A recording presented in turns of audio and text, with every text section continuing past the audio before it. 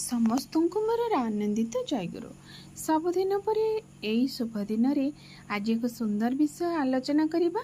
ଶ୍ରୀ ଶ୍ରୀ ଠାକୁରଙ୍କର ଶ୍ରୀ ଶ୍ରୀ ଠାକୁର ତାଙ୍କ ଆଲୋଚନା ପ୍ରସଙ୍ଗ ମାଧ୍ୟମରେ ଏକ ସୁନ୍ଦର ବାର୍ତ୍ତା ଏ ସମାଜ ମାନବ ସମାଜ ପାଇଁ ଦେଇଛନ୍ତି।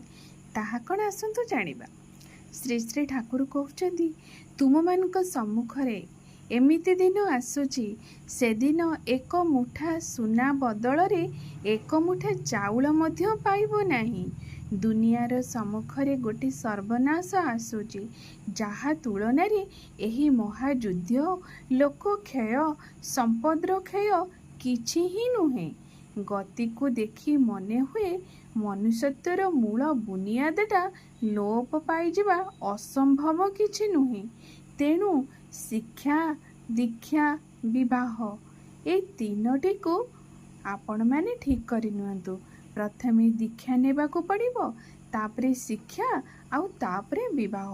ଯଦି ଏଇ ତିନୋଟି ଯାକ ମନୁଷ୍ୟ ସଜାଡ଼ି ଦିଏ ବା ତିନୋଟି ଯାକକୁ ମୂଳ ଆଧାର କରି ମନୁଷ୍ୟ ଚାଲେ, ତେବେ ଏ ମାନବ ସମାଜ ରକ୍ଷା ପାଇଯିବ।